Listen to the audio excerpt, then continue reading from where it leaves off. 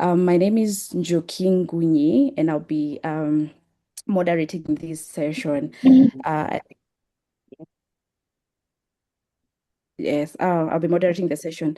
But before we begin our discussion, please allow me to briefly introduce the Horn of Africa Institute for Peace and Security. It is a regional organization dedicated to promoting peace, security, and resilience across the Horn of Africa. Our mission is to support government, civil society, and communities by providing high quality research, professional training, and evidence-based policy recommendation on peace, conflict prevention, and security. Through our initiative, including professional training courses, the Peace Talk webinar series, a similar one as we are having today, research and policy brief, and our Horn Connect network, HOAIPS seeks to empower practitioner, policymaker, and youth leaders to address the complex drivers of conflict and violent extremism in the region. We are committed to fostering collaboration across governments, UN agencies, NGOs, academic institutions, and local communities to create sustainable impacts. So, the Horn of Africa is facing increasing climate related challenges, particularly prolonged droughts, environmental degradation, and extreme weather events. These challenges are placing serious pressure on livelihood, natural resources, and social cohesion, and are increasingly influencing peace and security dynamics across the region. And climate change acts as a risk multiplier, deepening existing vulnerabilities such as poverty, weak governance, and ongoing conflict. And so, with that, today we will be discussing climate change, drought security risk in the Horn of Africa, with an aim of examining the links between climate change, drought, insecurity, and conflict in the region. We will also have our panelists share evidence-based insights from research, policy, and from the field experiences. So I'm not sure whether His Excellency is already here, but if not, please allow me to introduce Ms. Ayan Harare, who is a seasoned climate finance negotiator and a leading African voice of climate and gender justice. She serves as Somalia's National Climate Finance Coordinator, Article 6 designated National Authority Representative, and National Gender and Climate Focal Point, leading work on climate finance, readiness, gender, responsive climate action, and carbon markets. Previously, she was Oxfam International Action Climate Justice Lead, supporting over 20 African countries for climate action, and has worked with organizations including the Concerned Worldwide, the EU, the Danish Refugee Council. She holds a master's degree in global health and nutrition and a bachelor's degree in biological science from the University of Westminster, London. So, Miss Ayan, to start off this introduction, and as Somalia's climate finance coordinator and a climate finance negotiator, how can environmental peace building be embedded into international climate negotiation, and how can this help unlock climate finance to address silent security threats such as resource scarcity, displacement, and livelihood loss before they escalate into conflict across Africa?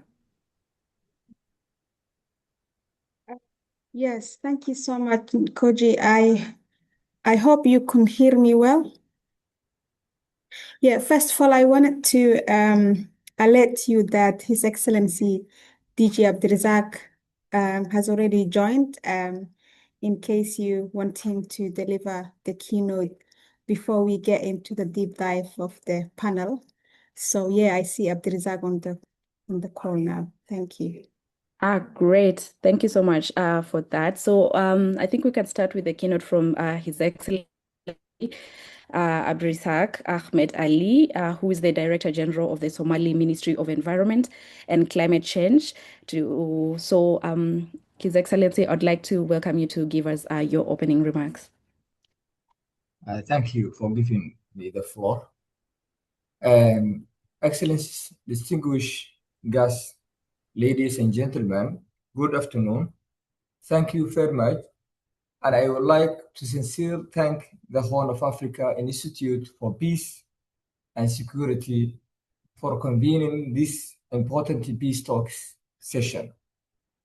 I also warmly acknowledge all participants joining us today, whose collective knowledge and experience are critical to advancing the climate and peace agenda in the Horn of Africa. The Horn of Africa is living through a difficult moment. Climate change is already shaping the lives of our people. Prolonged droughts, floods, land degradation, and extreme weather events are no longer occasional shocks, they are becoming the norm. These pressures are placing serious strain on livelihoods, natural resources, and relationships within and between communities, with clear implications for peace and security across the region. At the same time, we must be honest about the global context. The climate crisis also facing today is not of Africa's making. It is the result of decades of emissions and development choices made elsewhere, often without regard for their global consequences. Yet responsibility for addressing the impacts has not been shared fairly. Climate security is still not threatened as a priority by those who contributed most to the problem, and peace and stability in regions like ours rarely sit at the center of global climate agendas. Climate change does not create conflict on its own, but it multiplies existing risks. Where poverty, weak governance, and insecurity already exist, climate stress makes everything harder. When water becomes scarce, when land can no longer sustain livelihoods, and when people are forced to move, tensions grow. These dynamics are increasingly visible across the Horn of Africa, and their impact is often extended beyond national borders.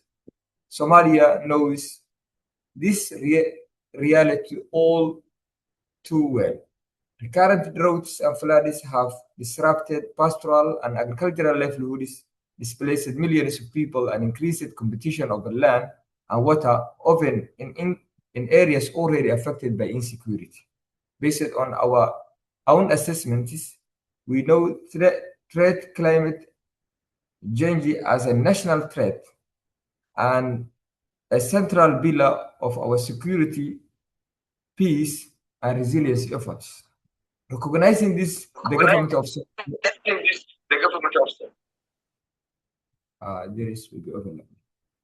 recognizing this, the government of Somalia has taken deliberate steps to treat climate change and as a national priority. We are working to ensure climate risks are addressed through our core national frameworks. Our national determined contributions emphasizes adaptation, resilience, and livelihoods. Our national adaptation plan focuses on water security, climate resilience, agriculture, and ecosystem. These efforts are aligned with our national transformation plan, which places recovery, resilience, and state building at the center of national development. However, there are clear disconnects we must address. Much of global climate finance is still designated far from the realities of people living with climate impacts. Discussions are often made by institutions and experts who do not experience drought, displacement, or resource conflict firsthand. As a result, climate action efforts remain short-term, fragmented, and poorly suited to fragile and conflict-affected contexts. For countries like Somalia, climate investment must do more than fund projects on mitigation and adaptation. It must help reduce risk, strengthen social cohesion, and prevent future instability. When climate investment support water access, land management, and livelihoods in inclusive and conflict-sensitive ways, they can reduce tensions and build trust. When they fail to do so, they risk deepening inequality and fragility. This is why today's discussion is so important. PeaceTalks provides a space to connect climate action with peace and security in a practical and honest way, to question current approaches and to push for solutions grounded in lived realities. I look forward to the discussion and to learning from your perspectives on how we can collectively ensure that climate action in the Horn of Africa supports resilience, dignity, and lasting peace. I thank you. Thank you so much, His Excellency Ahmed. Please allow me now to once again welcome Ian. And Ian, I had initially asked the question that I would like you to respond as we begin the discussion. And it was around how can environmental peace building be embedded into international climate negotiation? And how can this help unlock climate finance to address silent security threats such as resource scarcity, displacement, and livelihood loss before they escalate into conflict across Africa? Please, if you're there. Yes, I hear you well.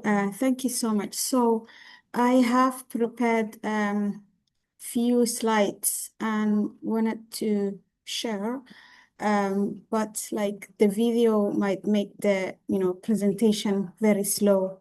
If possible, I would go. I would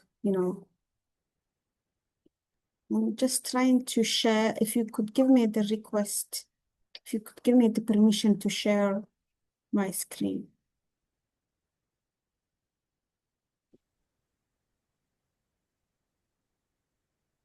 Says the host is not allowing sharing for this meeting.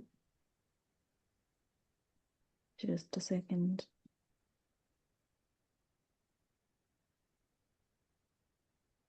Yeah, I think it's working now. Yeah. Yeah, do you see my camera? My slides now? Yes, we can see. Please go ahead. Okay, yeah, thank you so much. So again, my name is Ayan Harare and I'm the Climate Finance Coordinator at the Ministry of Environment and Climate Change. My focus is more on the climate finance, and people call me the finance lady. So if I focus more on the finance other than the security, hope you can understand. But the point I'm coming from is that, the Director General has given the introduction how climate change had an impact on Horn of Africa security and stability. So the first sentence I'm giving is that climate change is not just an environmental issue, but in Africa, it's a security issue.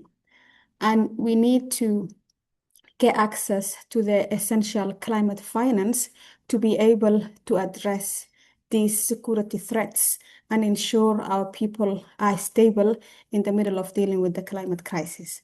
So for Horn of Africa, it's a survival, it's a peace, and it's a dignity. It's not only for food security, and it's not only for maybe water security, but it's the lifeline of our people. It's also a key for NDC and our NAB implementation. Many people think that climate finance is part of the humanitarian or an aid or like a charity. But I'm here in this presentation to tell you that climate finance is a legal obligation of developed nations who have contributed most of the emissions to pay for the crisis that they have caused. So back in the Paris Agreement, and the principle of the common but differentiated responsibility, it says that we all have a common responsibility to act on climate change, but developed nations have differentiated responsibility, and it's a legal obligation that developed nations are on a signatory. It's something that they have signed. So where is it coming from? A bit of the history. 1992, when UNFCCC has been established, developed nations has committed on paying for climate finance. And finally, just like last 2024, the COP29 was the finance COP. Just to leave a bit of the history, I would like to give you as well a bit of why developed nations should be paying the climate finance. If you look at the chart here, it says that the richest 10% of the world are responsible for over 40% of the emissions, if you just look at that.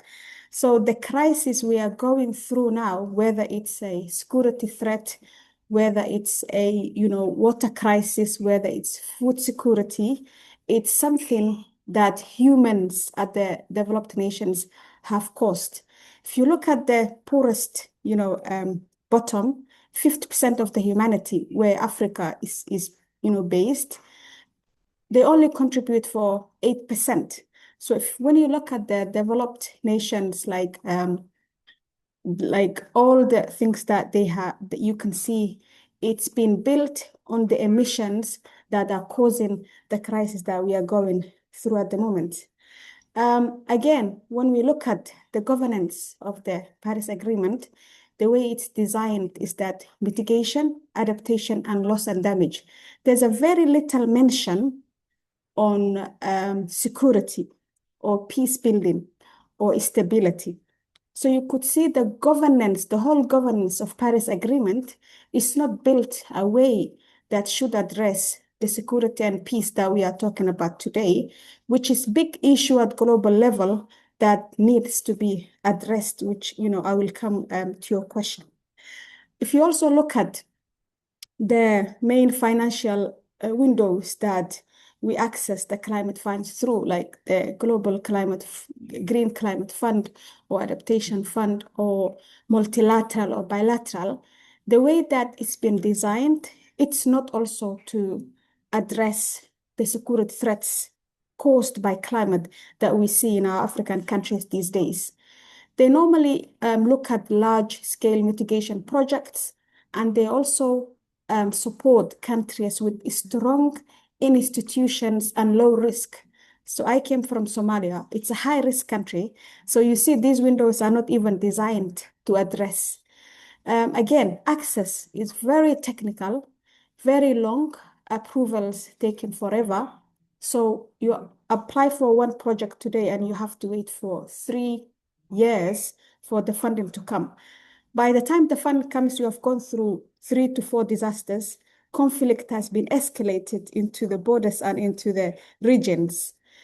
So the reality is that countries with the highest climate and security risks receive the least amount of funding by design.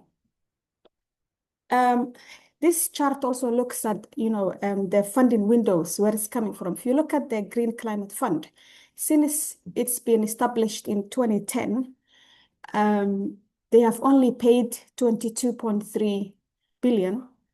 And the climate action at the moment, the money we need is in trillions. Only in Somalia, we need 10 billion. And you can see the biggest window has only paid for 22 billion. Look at, adaptation fund, only 1.97, Jeff as well, 23. So the reason why I'm sharing this is that the amount of funding available at global level, first of all, is inadequate. It's very small compared to the needs.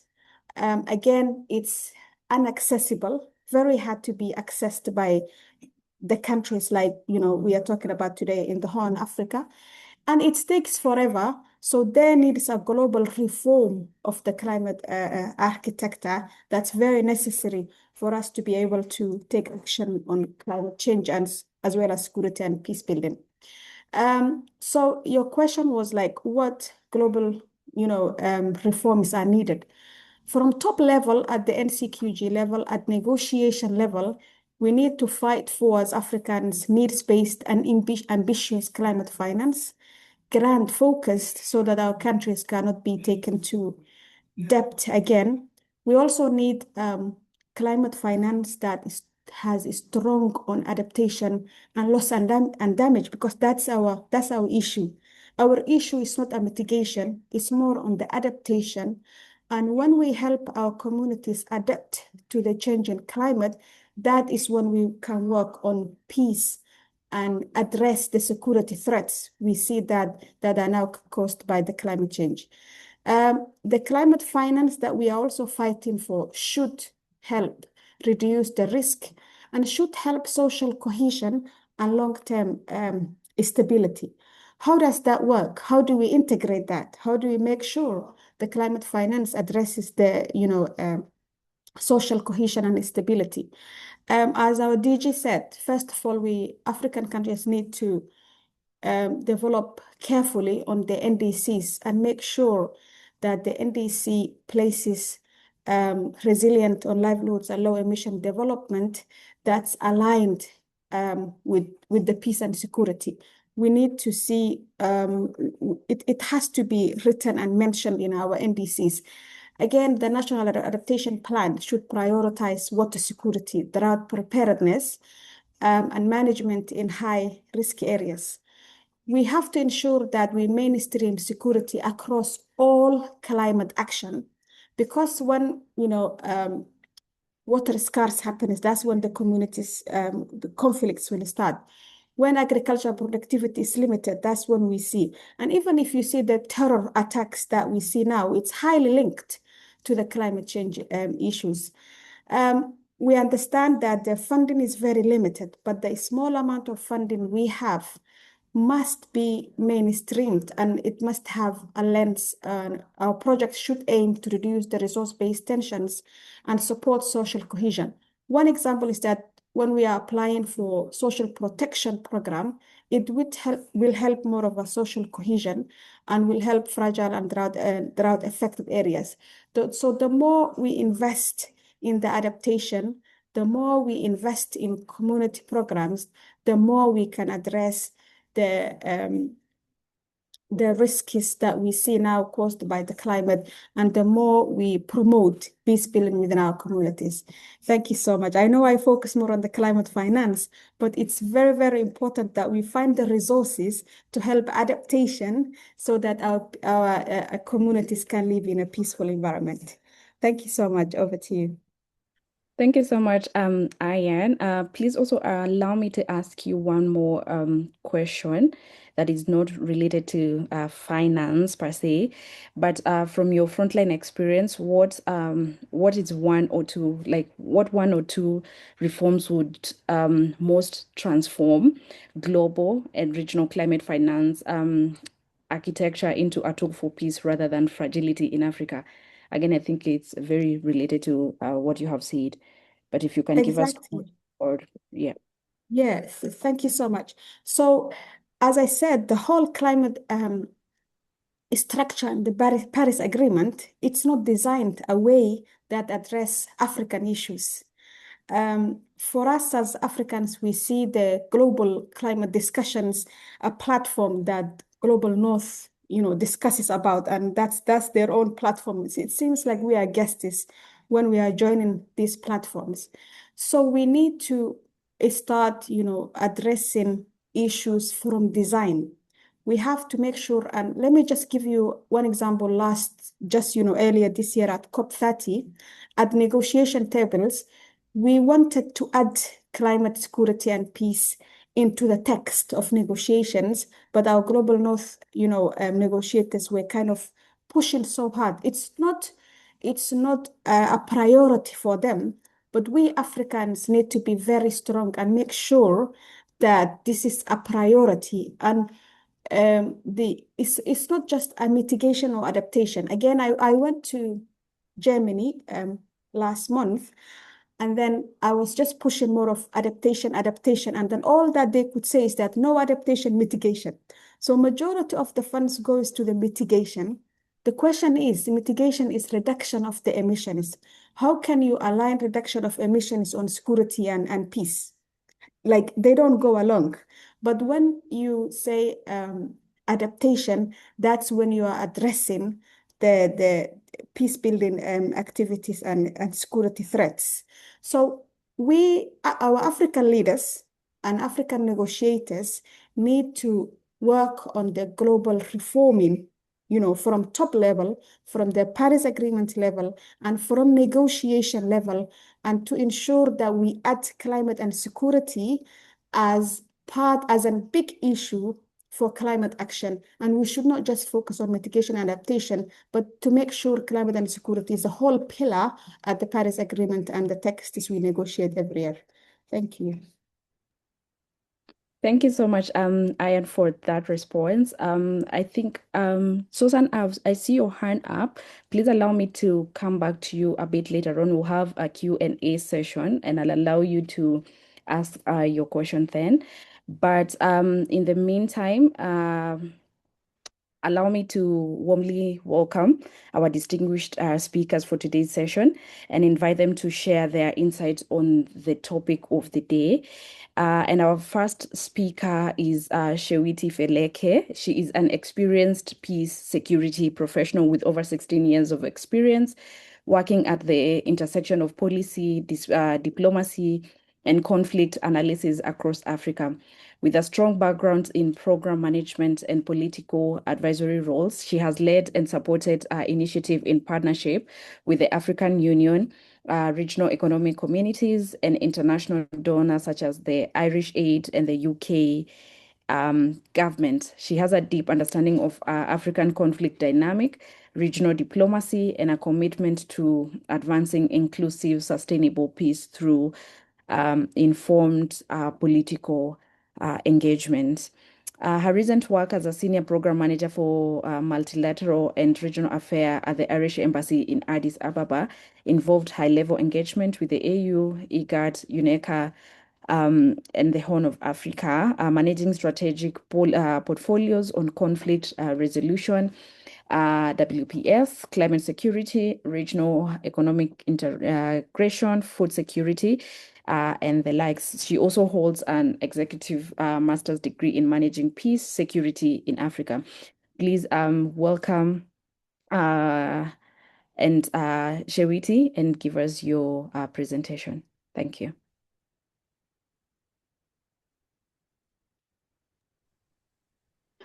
Thank you, Njoki, for that introduction.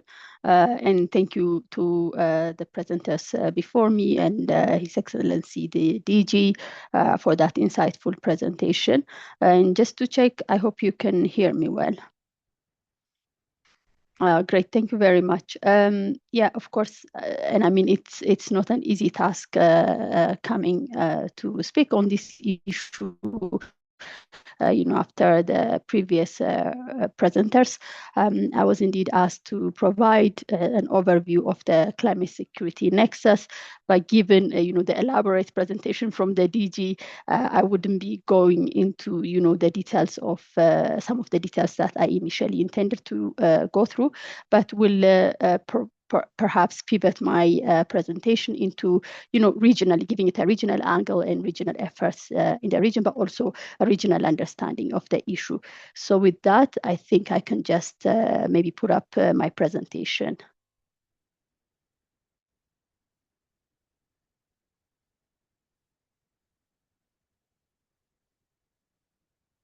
Can you see my presentation? Yes, we can see it. Please go ahead. Please go ahead. Okay, great. Thank you very much. I will start. So, I mean, and thank you, I should say, to the Horn of Africa Institute for Peace and Security for providing this opportunity. So to start with, as I said, I take a regional kind of angle in looking at this issue. And I have here with me a map of the Horn of Africa prior to, the colonization or the colonial borders. This is indeed relevant because I think the Horn of Africa, as we know it, is interconnected by history, political, history, and also ecological, cultural, linguistic factors, as you know it. So giving it, looking at it from this lens, really promotes, looking at it from the climate change impacts, as climate change doesn't respect any borders, and also the interconnections really enhance regional response. So that's why I have this interesting map. But as we know it now, this is the current map, and my focus is really around those countries you see highlighted. Yeah, and I think the climate security nexus, as highlighted by the previous speakers, is an important, very relevant issue of survival, as the DG put it earlier on for us, because of, one, the nature of the ecological nature of the region, but also our livelihoods depend on it. And in particular, the borderlands of these countries are very much affected by the climate security nexus due to the arid and semi-arid, nature of the region. Over 70% of the land in this region is characterized by, arid and semi-arid environmental and climatic characters. And we do have a huge sector of our community depends on pastoralist and agro-pastoralist livelihoods. So as I said, we're connected by the ecosystem as well that sustains the region and the livelihoods in the region. As you can see from this, most of it is really indeed arid and semi-arid. So just I won't go into the definitions because I think everyone here is well versed, but of course I would like to highlight the complexity and looking at it from a complexity angle as opposed to linearity. That's where most of the debates on this issue come from. So what are really the climate change patterns? Some of it has already been highlighted earlier on with a focus on Somalia, but just to highlight that, this is really a regional phenomena, which is the current patterns are rainfall variability has been increasing with the long rains in the region becoming shorter and the short rain seasons becoming longer and with much heavy rainfall than expected. Temperature has been in the rise since the 1950s. The increase alone is between, studies show between 1.3 degrees centigrade to 2 degrees centigrade. Somalia indeed is facing the highest rise in temperature. The 2 degrees centigrade actually has been recorded in Somalia consistently. And of course, droughts have become more frequent, whereas previously we were having droughts like every decade or so. It is becoming more frequent, but also prolonged. The recent one being from 2016 to 2023, where we witnessed prolonged droughts, which resulted in millions of displacements and death of livestock in the region.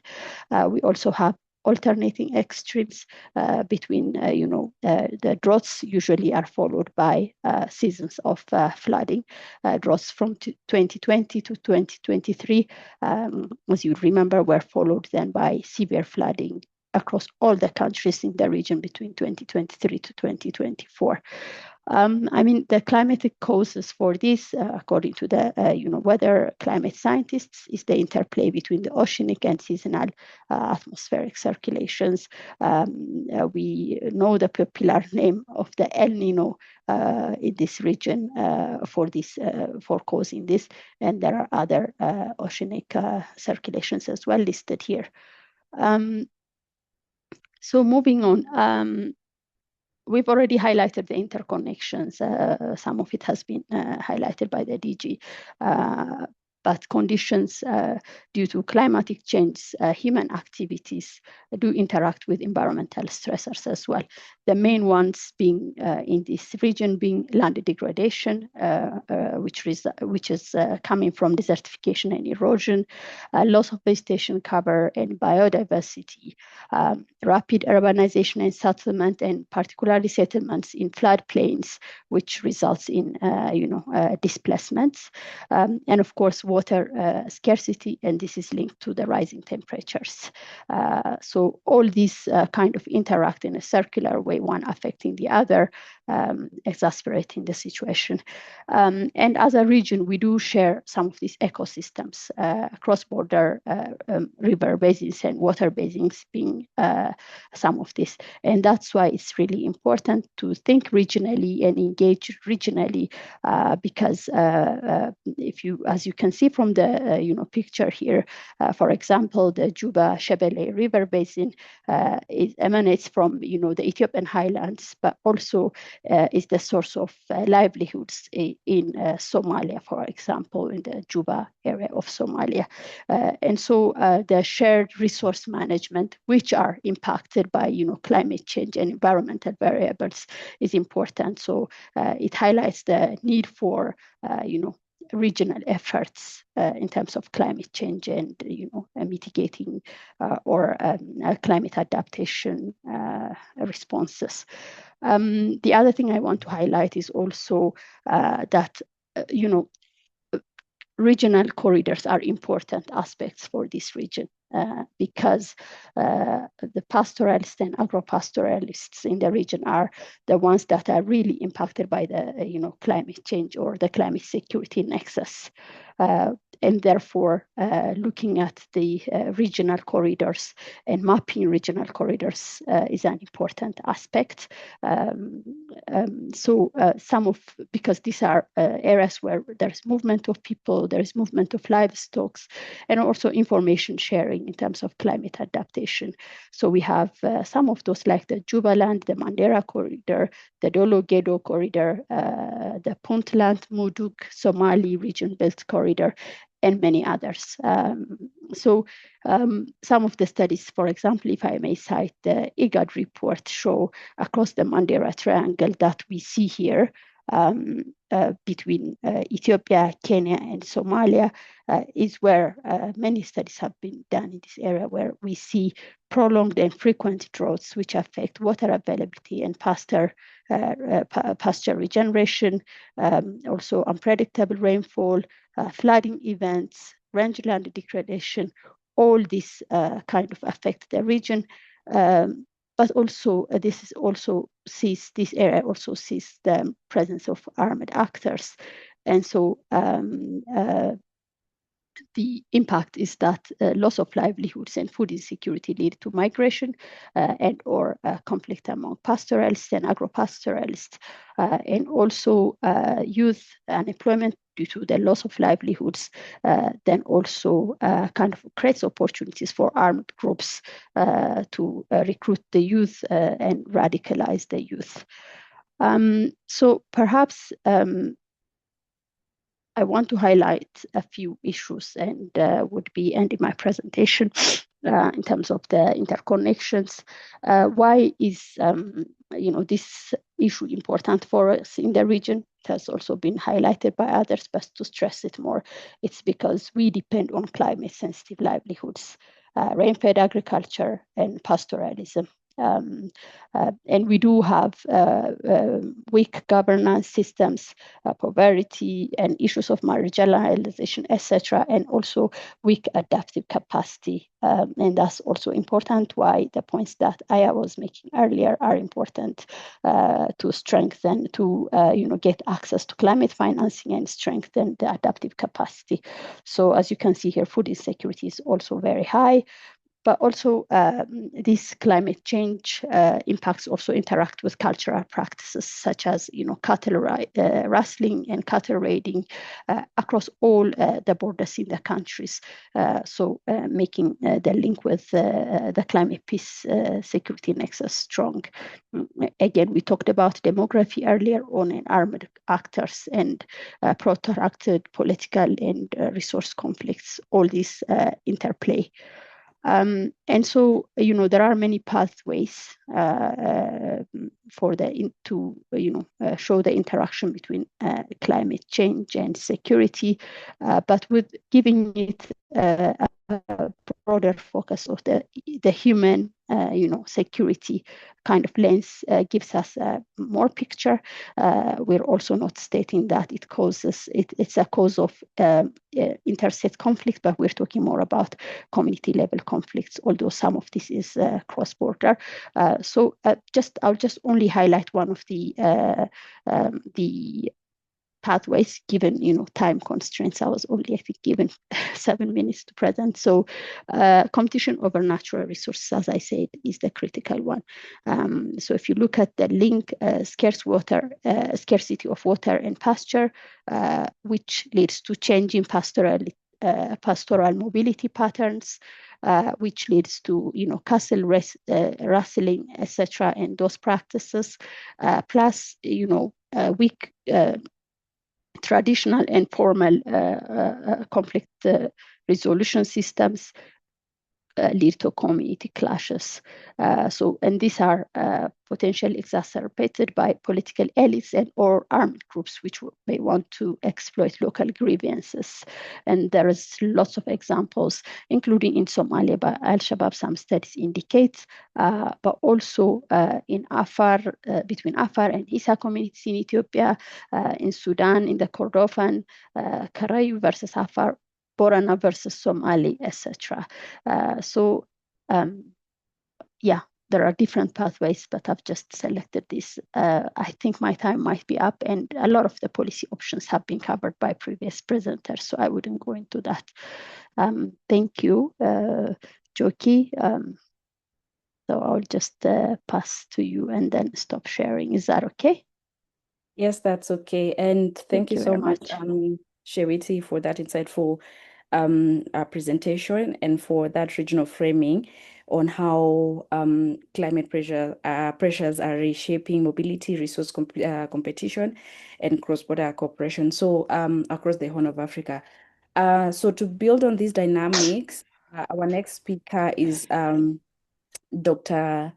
Chido Yeswa, who will take us deeper into the security implication of climate-induced displacement and the national and regional policy responses required to manage these evolving risks. So allow me to read her bio as I welcome her to give her presentation.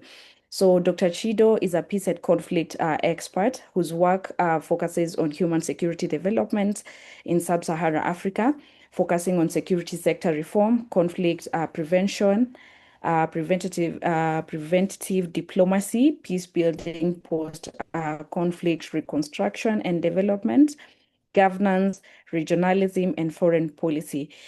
She is a former senior fellow at the United Nations University Center for Policy Research, where she co-led research under the EXEPS Research Fund Award titled Diversity Among Peacekeepers, who is involved in UN peace support operation and how does it matter. Dr. Chido was also previously a member of the Interdisciplinary Fellow Group on Sustainable Regional Peace Building at the Marian Institute for Advanced Study in Africa, University of Ghana in Accra. She holds a doctorate in conflict management from the Nelson Mandela University in South Africa, where she specializes in the role of regional organization in promoting citizen participation in political violence prevention processes in Africa. She is currently the president, policy research and advocacy lead at the African Innovation and Research Center in Nairobi, Kenya. Dr. Chido, welcome. Thank you very much. Can you hear me well? Yes, we can. Okay, thank you. So I just want to share my screen. Please confirm if you can. Okay. Yes, we can. You are seeing the presentation? Yes. Okay. All right. Okay. That's great. I just want to, thank you. Thank you for the invitation. Thank you to everybody who's attending. Thank you to my co-panelists and thank you as well. I just want to acknowledge the government officials that we have with us. It is a privilege to share the platform with you and all protocols observed. So as it were, I'm going to be focusing on climate conflict displacement nexus. But really, just give me a moment. Okay, just wanted to remove the video there just to make it more clear.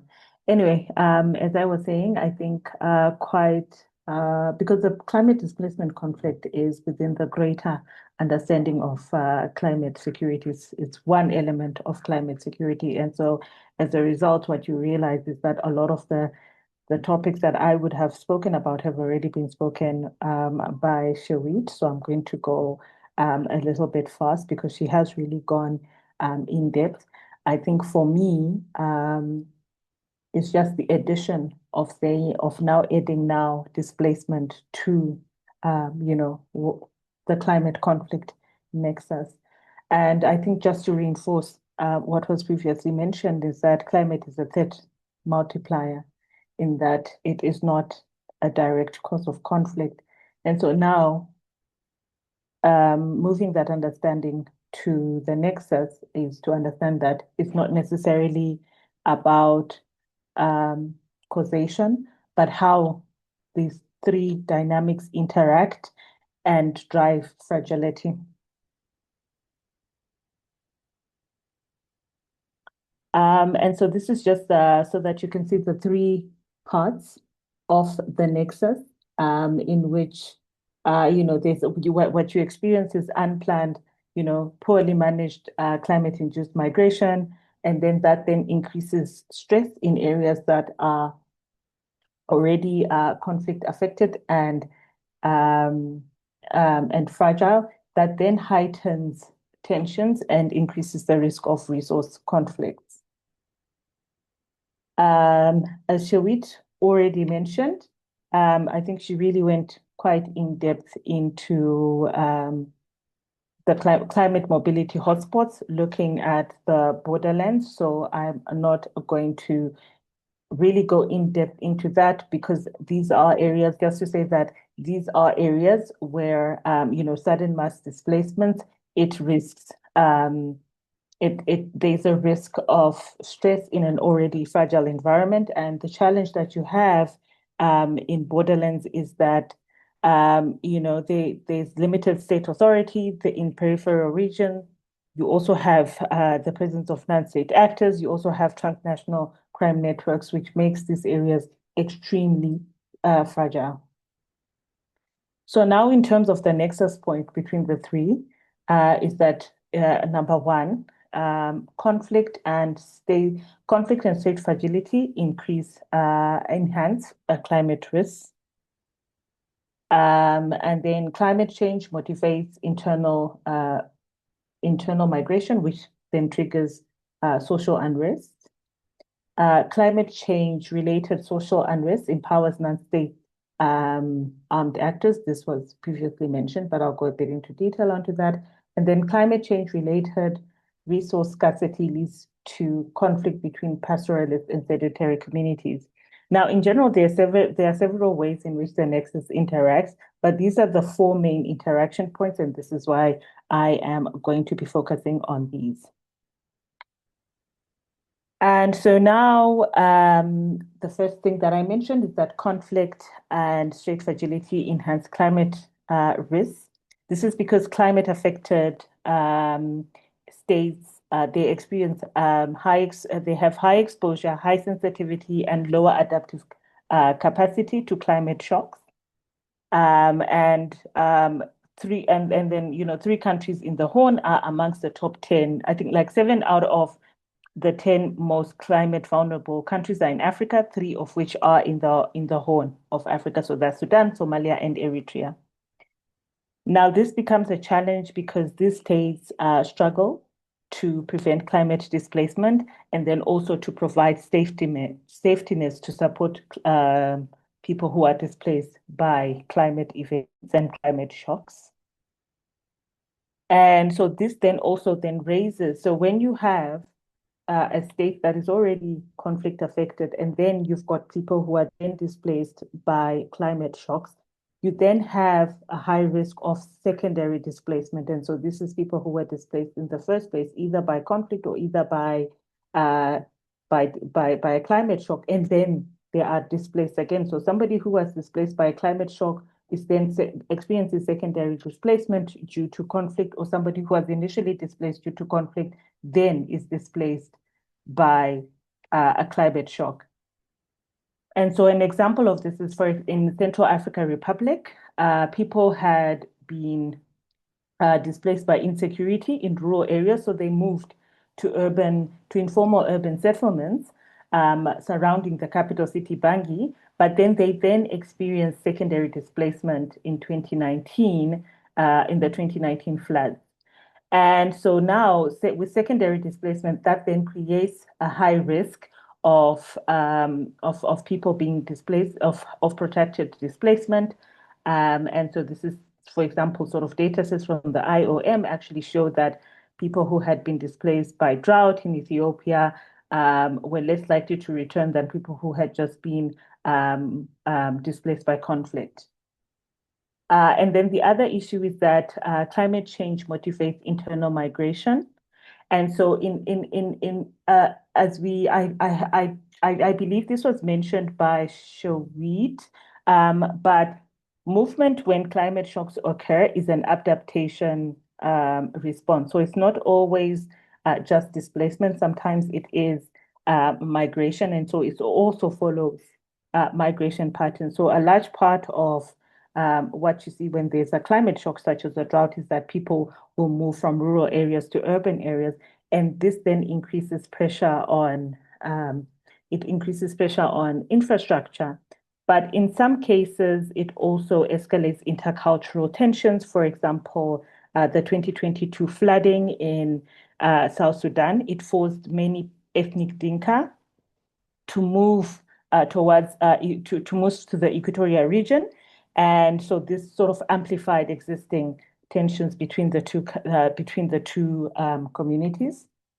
And then climate change also, it creates fertile ground for non-state actors to recruit because it affects it contributes to livelihood deterioration. It creates and then they are also, especially when it is an aggrieved population. And so armed groups instrumentalize these grievances that marginalized and poor integrated displaced populations have, and then it allows them to also offer economic incentives.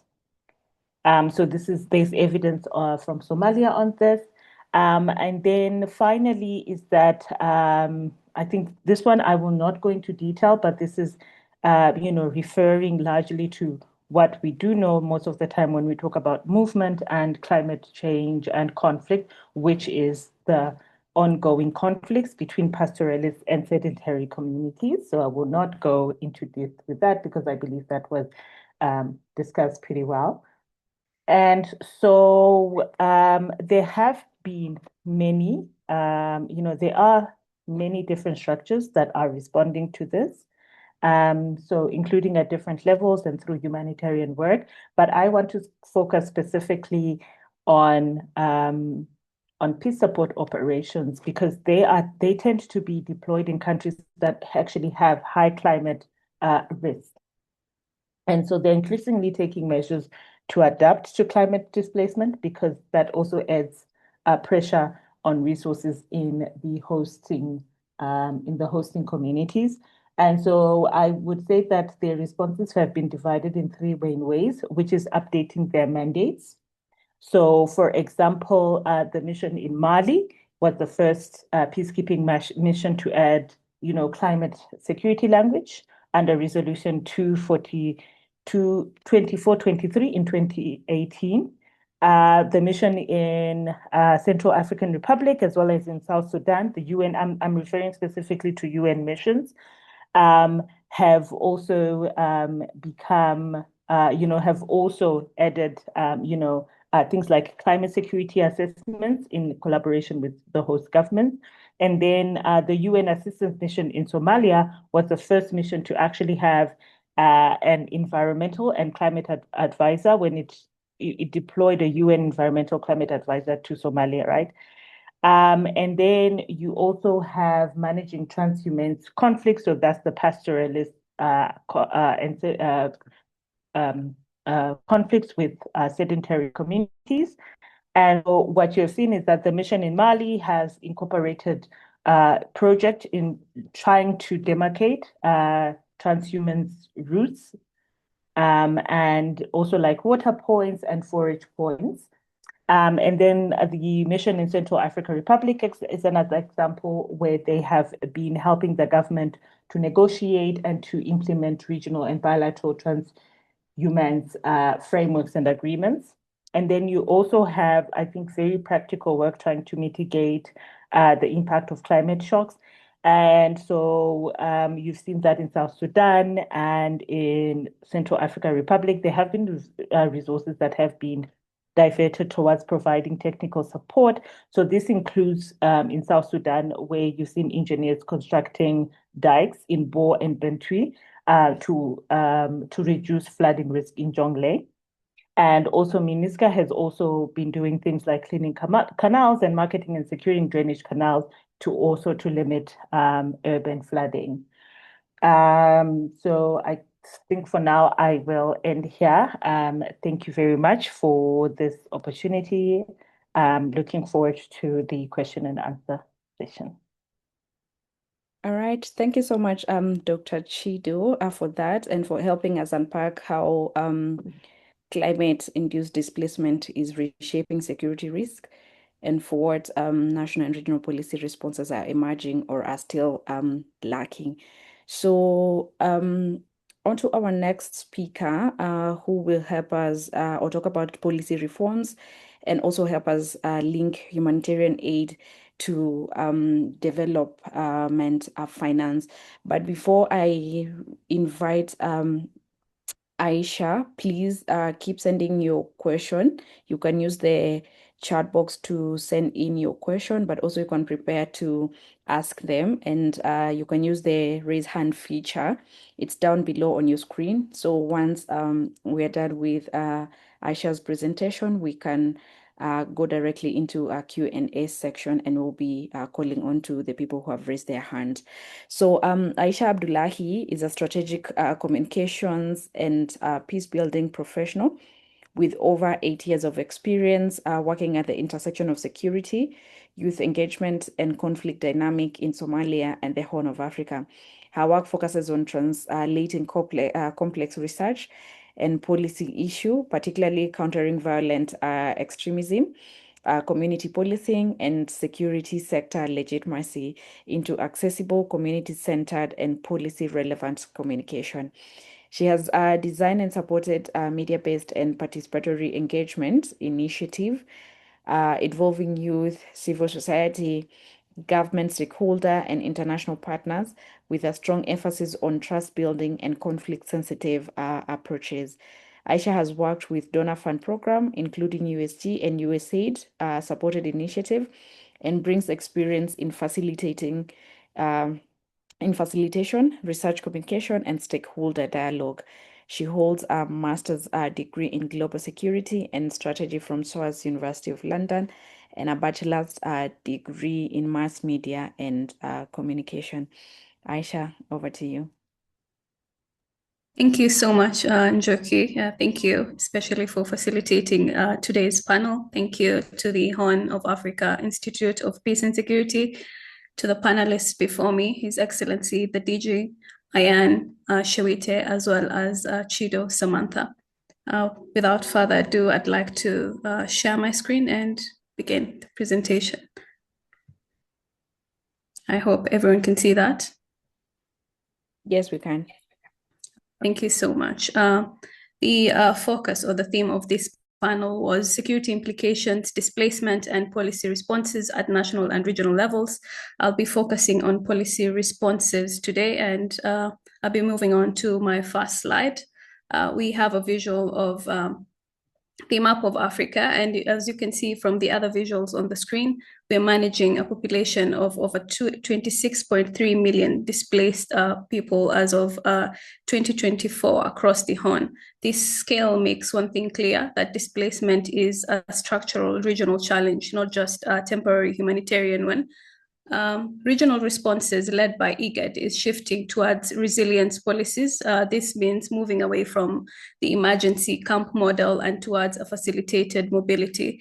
We must recognize primary security implication that mobility, if not facilitated through formal policy, often results in conflict. And when movement is unregulated and informal, it does create friction over land and resources. Our goal is to transition from unregulated flight to organized legal mobility that preserves both human dignity and national stability, which is why different declarations were created for this.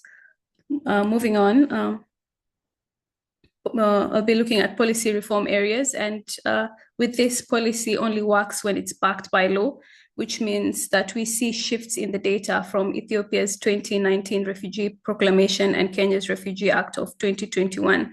These are inclusion policies which were designed as security strategies, and by granting refugees the legal right to work, we dismantle the window economies that thrive in the absence of legal status. And as the chart on the right shows, we can see the number of countries that were hosted as refugees in Ethiopia. Some of these countries were mentioned by both the panelists before me, and there's been a creation of dependency ratio. And when a refugee becomes an economic actor through these laws, especially the 2019 Refugee Proclamation by Ethiopia, as well as the Kenya's Refugee Act of 2021, they become stakeholders in the stability of their host community, and they directly do contribute to countering the security risks associated with long-term marginalization. And they do also get a bit of dignity with access to education, along with the legal right of working in their host countries. Again, I'll be looking at the third slide, which is linking humanitarian aid to development finance, which is something Ayan had previously talked about, which brings us to the engine of our strategy. We call this the HDP Nexus, the Humanitarian Development and Peace Nexus. And to fund this, we are looking at the IDA 21 replenishment by the World Bank's most ambitious funding cycle to date, under the Horn of Africa initiative. Finance ministers did leverage the IDA 2021, which was a new grow window, stands for Global Regional and Operational Window. The goal was to provide a fiscal space for governments to build resilient social infrastructure. And instead of building parallel humanitarian clinics, IDA 21 did fund national health and water systems that serve everyone, which also created a double dividend that was supporting the displaced communities while also simultaneously strengthening the host's own capacity to provide services. Lastly, I'll be looking at policy responses on prevention and durable solutions, as well as future imperatives. This begins with addressing the root causes of this displacement. And with this, we had 3.9 million IDPs in Somalia in 2024. We see that climate and conflict are inseparable as a result of this. And the response was resilience first. How do these communities have a resilience to climate adversities and climate shocks? And this involves anticipatory action, using climate data to intervene with development support before displacement happens. And for those already displaced, durable solutions mean more than just a tent, as we can see on the image. They mean housing, land, and property, which is part of the HLP rights, which are essential for permanent reintegration. And as we look forward to the years ahead, our three imperatives should be bridging the implementation gap, equity and protection, as well as moving progressive laws from the capital cities to the border towns, IDA advocacy, ensuring the window for host communities and refugees is fully utilized to build local resilience, and formalizing mobility, continuing to replace unregulated movement with policy-led facilitated mobility to prevent resource conflict. And I believe the two panelists before me had briefly mentioned this. The security of the Horn of Africa no longer depends on just walls and borders, and it also depends on inclusion, integration, and IDA 21. Thank you so much.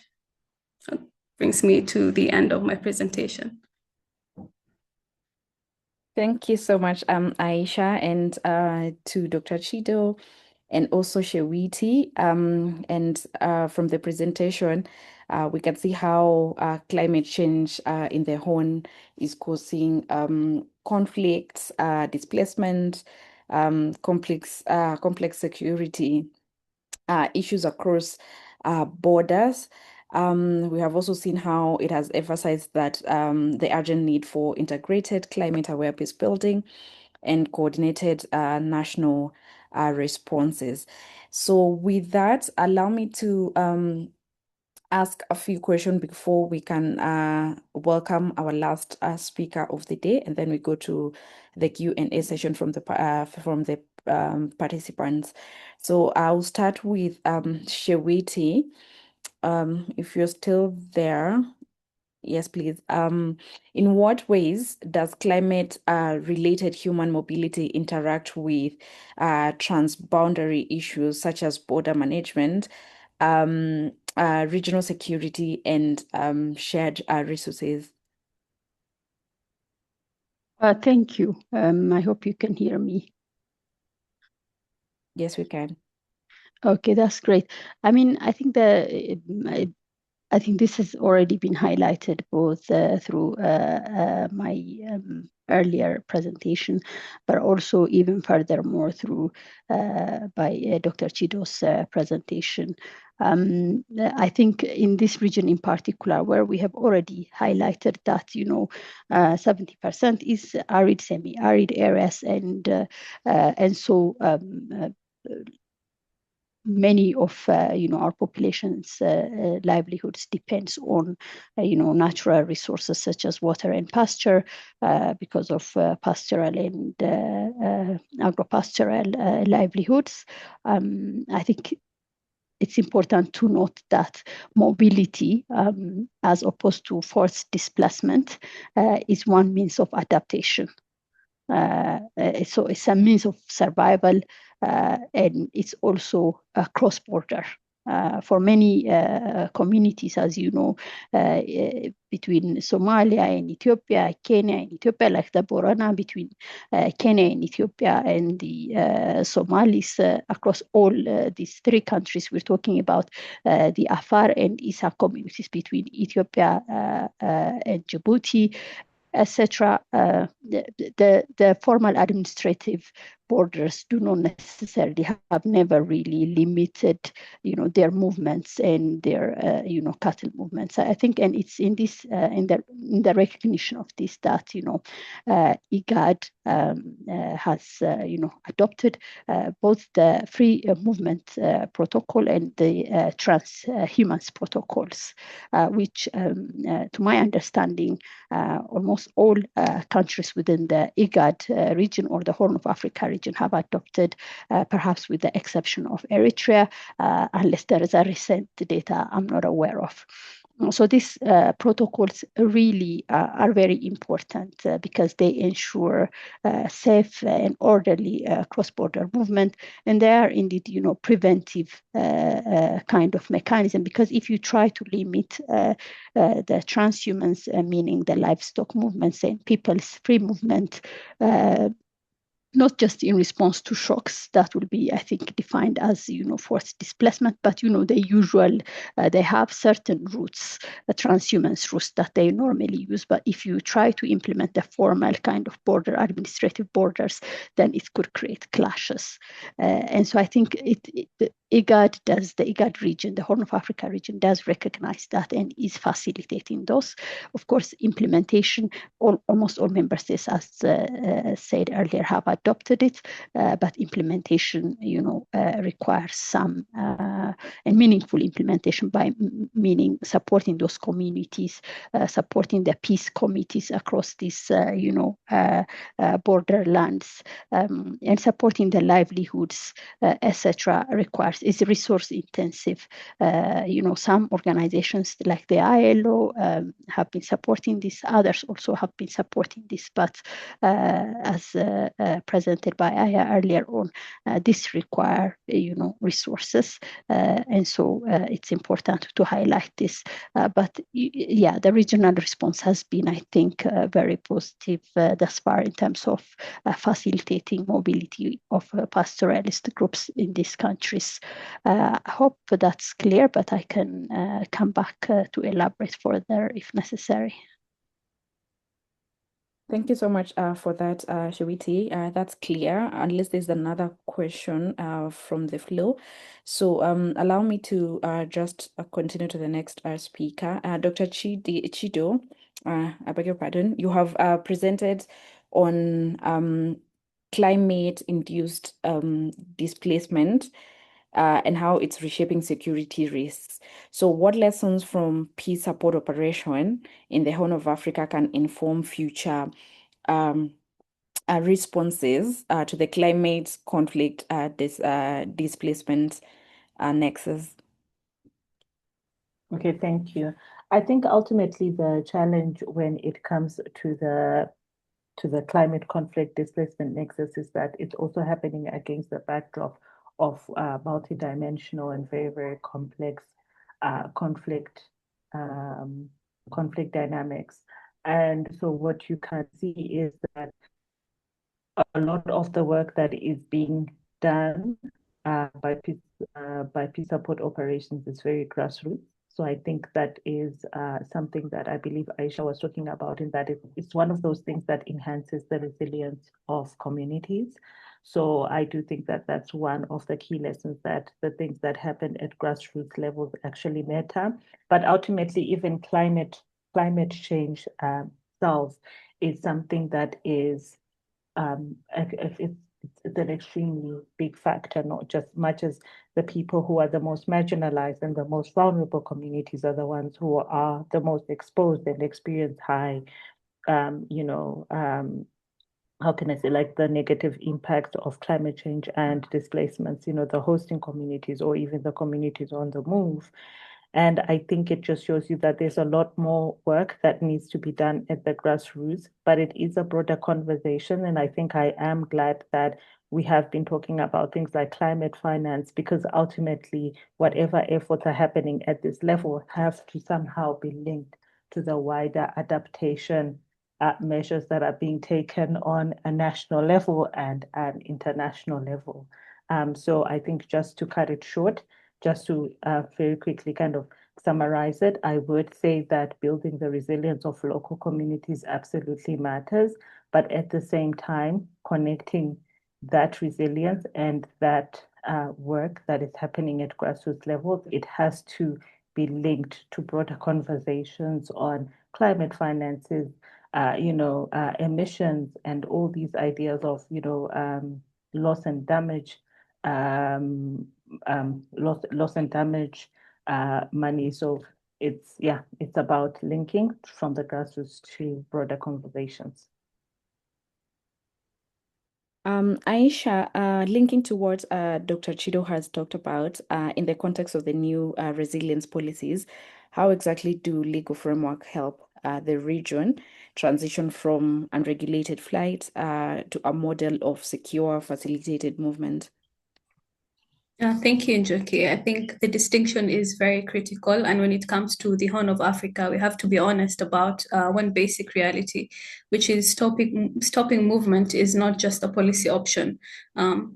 People will continue to move in response to conflict, climate shocks, and economic stress. And for areas where Shewita had earlier mentioned, like the Gedo region towards Mandera, we have a homogeneous community.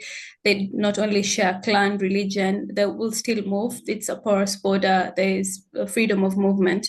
However, the risk does emerge when that movement is invisible and unregulated, and when individuals cross borders outside any legal framework, they are pushed into a shadow economy. They're unable to work legally, access services, or interact with state institutions.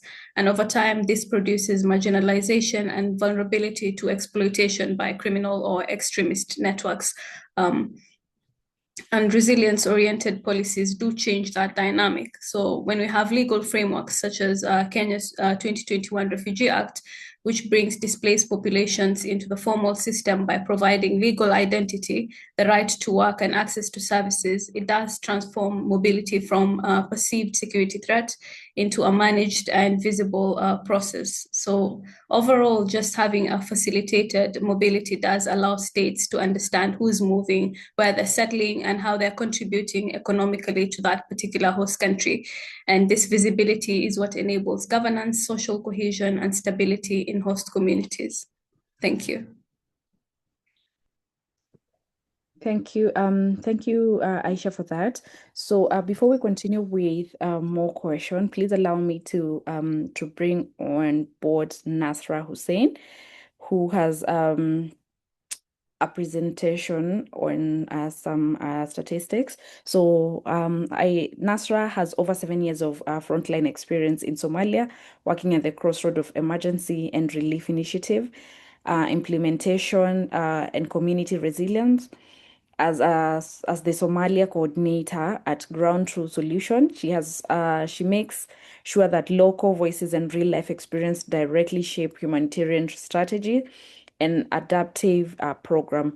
Previously, as a program manager at Juba Foundation, she oversaw the execution of an integrated emergency project, developing and implementation multi-sector responses that address immediate needs while fostering long-term resilience. Her background also includes roles as a constant officer at ACSED and as an engagement officer at Aid Coordination for Somalia Ministry of Planning, where she facilitated high-level policy discussion and coordinated efforts among government agencies, donors, and NGOs. Please allow me to welcome Nasra for a short presentation, and then we can continue with the Q&A. Nasra, if you're still there, please. Yeah, am I audible? Yes, we can hear you. Thank you. Thank you, Joki, and thank you to panelists, and thank you for this team, His Excellence, and all other esteemed guests. Today, I want to share with you on the recent qualitative research we have done to collect on community perspectives on droughts, conflicts. Please let me know when my screen is up.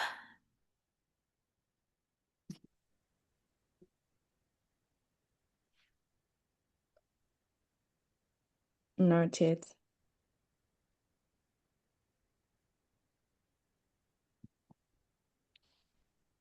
Up.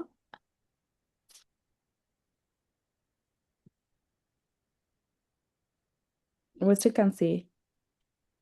You can see the slides? No, we can't. We can't see the slides yet. Let me reshare it again.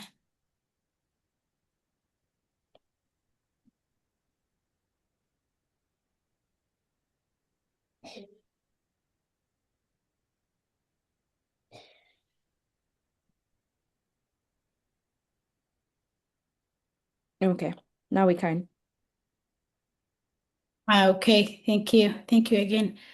So I want to share with you on the quantitative research we have done with the community, where we collected on community perception on climate, conflict, and coping.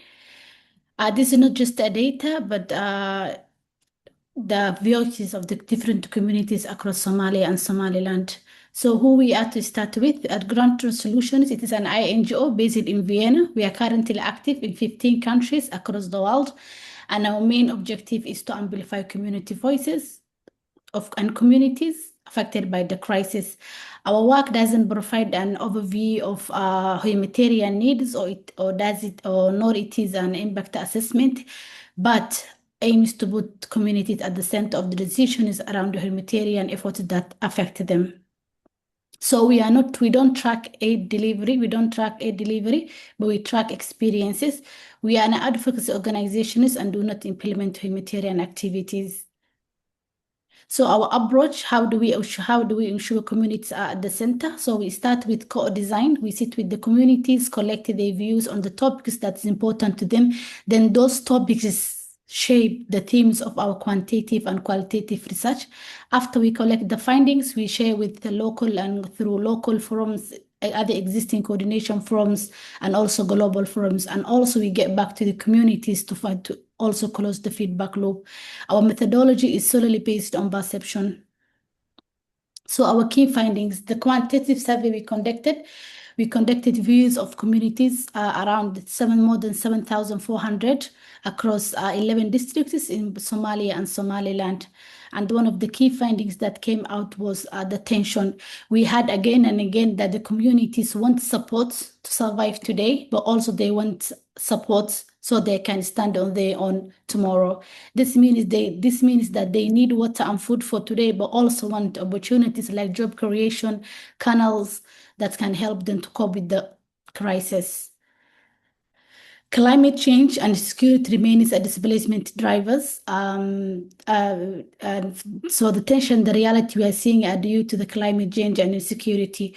Over 40% of the communities who are in both rural, urban with different livelihood dynamics, who are farmers, agro-pastoralists, and pastoralists told us that they have a negative outlook on the coming 5 years when it comes to the livelihood future viability, and also with conflict and security hindering them to do farming and agricultural activities.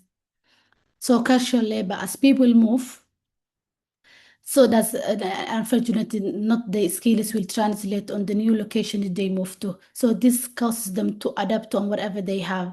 So 43% of our respondents in urban areas asked for more jobs compared to only 20% in rural areas. That's showing that the displacement community members coming from rural areas are looking for survival for today. That's why they are opting for opportunities like casual labor, which itself is a vulnerable profile. A young man from Goldoba shared with us, he says that he faces multiple challenges, including unemployment and insecurity in the area. He's a former stone worker, and his employers he used to work for are now in the front lines of clan conflicts. Now he remains unemployed. So IDBs, with this crisis ongoing, they are clearly defined for vulnerability. IDBs and rural remain least confident when it comes to their coping capacities. IDBs 49% answered negatively in their household ability to cope with the recurring climate shocks and fear that they will fall deeper into the poverty line. Similarly, rural areas, they have concern and think that they can't cope with in the next 5 years. A young man in Hudur shared with us, he said, unless the government and other humanitarian organizations control climate impacts, they will create an environment where survival is difficult. So communities are calling for specific help. For some, farmers are calling for seed and inputs, while pastoralists are calling for livestock support and water. The majority of the farmers and pastoralists have considered improving their farming. This means that communities are calling for partnership, not for only provision. So social cohesion within the communities affected is strained, but still is there. 50% of the communities we spoke to told us they were unlikely to cooperate to share and to solve a common issue, and the main challenge and barrier they have is to do that is barrier of lack of resources. This shows that communities are willing, but when survival is precarious, collective actions becomes a challenge. So recommendations, we already shared these insights across the global forums and local forums, and the recommendations we have is we need to shift the leadership. We always see the from top to down, bottom advocacy, but now we have to put the communities at the center so that they can lead as they know their priorities and intervention they want, given that they are the most exposed to those crises. We need to advocate for climate finance as a country. I think with the country Somalia, they are more focused on humanitarian interventions and emergency instead of climate fund, meaning that we are always treating on the symptoms, not going to the root causes of the situations. We need to prioritize climate resilient livelihood as core adaptation strategies. Also, we need to advocate and strengthen the joint planning platform between humanitarian development actors. It is mostly common in different forms and coordinations that emergency humanitarian actors development, they always go on separate, but coming together and implementing integrated together with the communities will result in more cohesive, sustainable, long-term strategies that will last long. Thank you. That's all from my side. Thank you so much, Nasra, for that. Please allow me to just go directly to the Q&A because of time. And then if you have any reflections or questions, please raise your hand and I'll allow you to ask the direct question to the presenters. You can also use the chat box to text in your question. But before I can start reading, we had a hand earlier on from Susan. Please, if you're there, please, you can now ask your question. The floor is yours.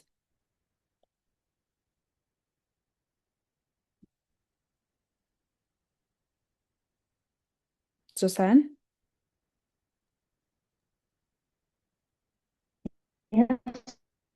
Yes, please go ahead and ask your question. Can you hear me for what each presentation has been about? Ayan and Shuet and Chido, all of them, they were saying like a very good statement about this topic, but I'd like to give an example of what they have been like explaining. So if we can take Sudan as example for all this explanation, we can see that the current war in Sudan started like in the late 70s. So 1970s, this is where the real war started, and it was rooted in climate change because of the droughts happened in that time. So the RSF leader, he was a pastoralist. So due to the droughts happened there and inequalities, racism, and whatever other reasons happened at that time, led us to where we are now. Climate insecurity led us to some conflicts, and now we are here. So I just wanted to give some light on this matter, as we really need to focus on climate peace and security, and it has to be something a basic thing for each country to focus on. Thank you. Thank you so much, Susan, for that reflection. Please allow me to call Alema Yehu. If you're there, just ask your question. Okay. Less than a minute if possible. Thank you very much, Ms. Moderator. My name is Agamla Kalamayo from Ethiopia. I'm a political science student at Addis Ababa University. My question goes for us to Ms. Shawif IGAD on the management of climate-based migration, as well as managing the border-based dispute among the states in the region. So my second question goes to Ms. Ayana. So do you believe in the international negotiation stages, in COP as well as the regional negotiation stage at ACS 1 and 2. So the issue of climate refugees as well as climate-induced migration, loss and damage are well represented at international negotiation stage. Also, do you believe the Africans, we have the continental stance or common consciousness on the representing our continental issue at the global stage? So do you believe in the summit diplomacy as Africans, including? Thank you so much for that. Shewiti, do you want to start us? You start responding to that. Thank you for that question. I think the question related to me is, if I'm clear, and I can address the questions that came on later about, advocacy at the global level and what have you, but is it whether we have the norms at regional level for mobility to enable mobility? I just want to understand.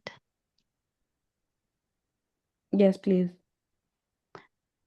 Yeah, I think some of the responses, at least the preventive mechanisms in terms of preventing conflict that arise from displacement and so on, are not necessarily resource intensive, because they require the political will and legal frameworks that enable, for example, mobility and also displaced communities to find a home elsewhere. And I think in that regard, I think IGAD has been good.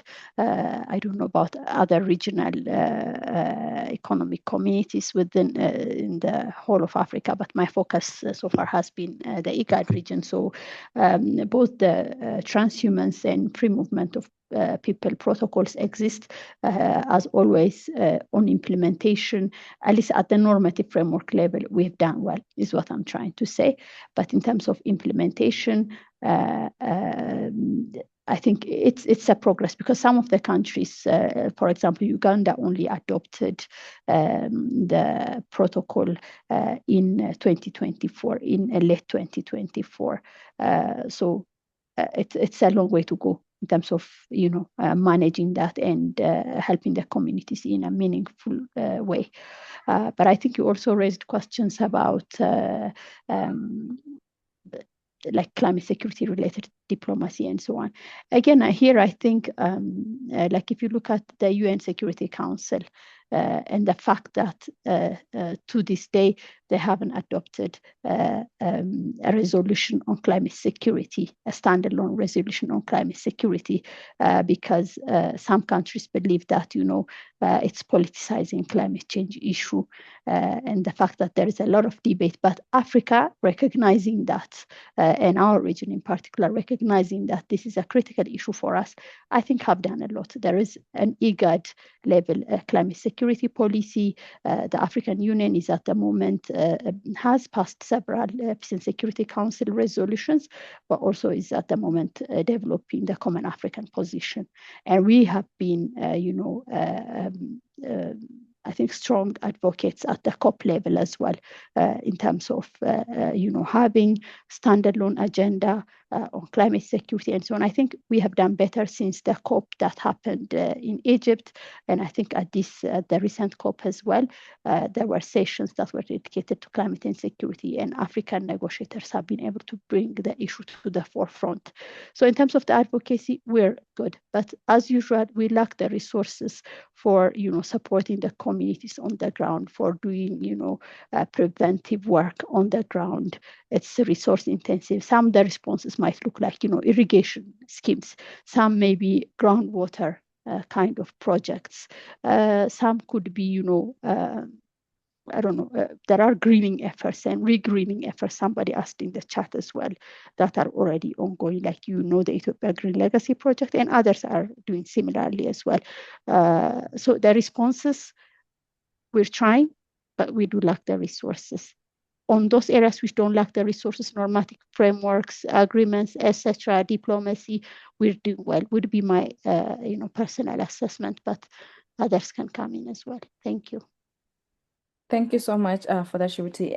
Please, because of time, allow me to ask this question directly to Dr. Chidu. It is from Victor Kitani. So he's saying China did an amazing vegetation restoration in Mowaso Desert. My question is to you the question is, are there any projects or environmental restoration in the Horn of Africa? And can these projects help curb these climate-related conflict? Dr. Chidi, if you can help us take that question.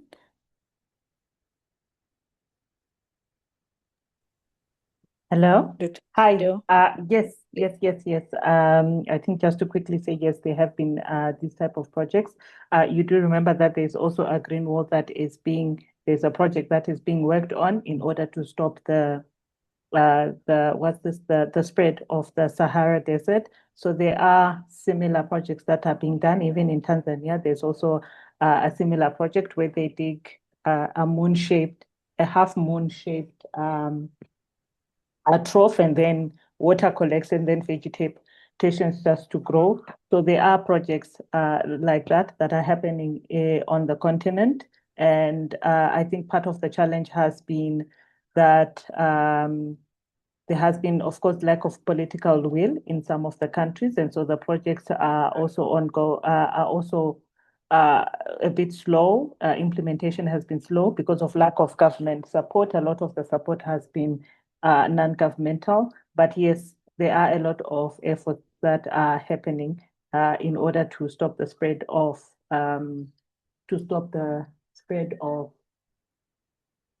the deserts. But I think another challenge maybe we didn't quite mention is that we are struggling with rising water levels actually in the region, which is also part of climate change. And this one has been very, very difficult to resolve. But yes, there are projects in terms of restoring deserts. But I think more work needs to be done in terms of rising. All right, thank you so much for that. A lot of questions are coming in on climate finance, but allow me to ask this one last question, and it's from Nyagasaza, please.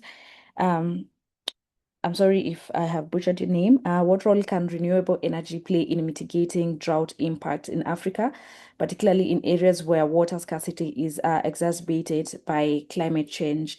Any of you can take it. Aisha, if you're still there.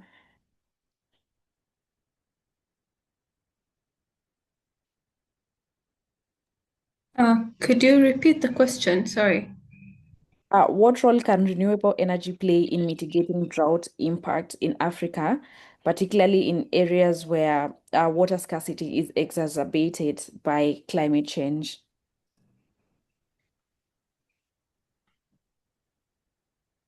I think it can play a lot of roles, especially now that countries as well as organizations are taking initiative.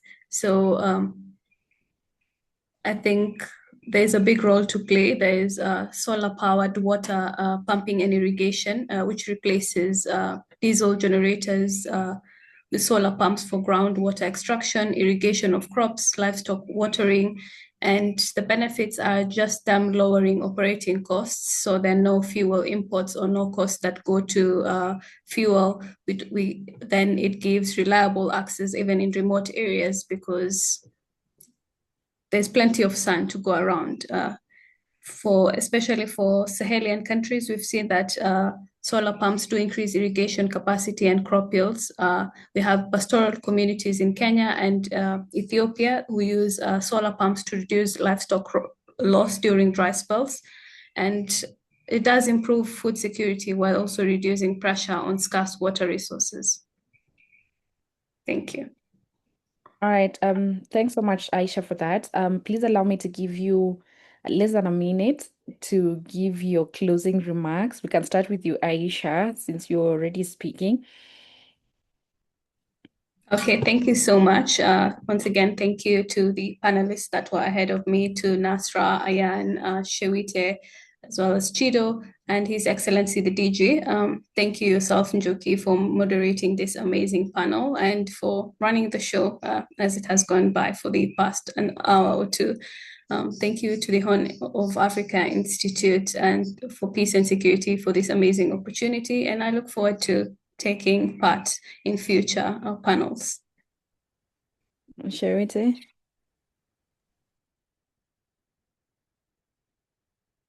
You're muted. Thank you. Yeah, apologies. Yeah, I'll just echo Aisha, I think, in thanking the Horn of Africa Institute, yourself, Joki, for facilitating this session, and also my fellow panelists and all those who attended the event and, added to the depth of our discussions through their questions. But I also want to give a special thanks to the Somali government for all the leadership that it's also showing in this region in terms of the climate security agenda. We see, you are pioneering, I think, in terms of the policy setting and also, making your dues in terms of the climate finance and everything. And also dedicating a whole, ministry to climate change and environment. So I just want to appreciate that, but also one thing I would want to highlight in this closing remark would be to look into integrated kind of approach, regional approach, because there is a lot of work being done. As someone asked what efforts there are, and you could see like there are several efforts here and there in terms of climate adaptation, climate security response, and so on. But it's just to try and bring it together where there is possibilities to integrate our approaches would be my call. But once again, thank you very much for this opportunity, and hope to continue to engage on this and other security-related issues. Thank you so much, Charity, for that. I think Dr. Chido has already logged out. So please allow me to bring this conversation to a close. This is not the end. We can continue the conversation on our socials. You can send in your contribution on the topic to our email address.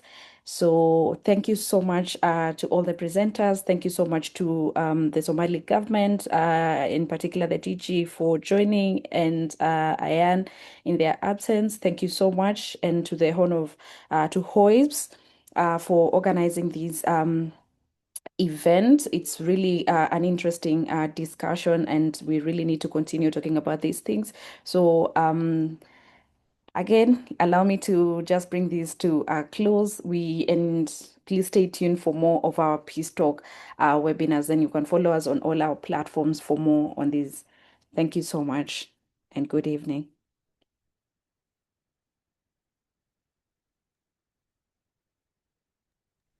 Thank you. Good evening to you too. Thank you. Good evening to everyone.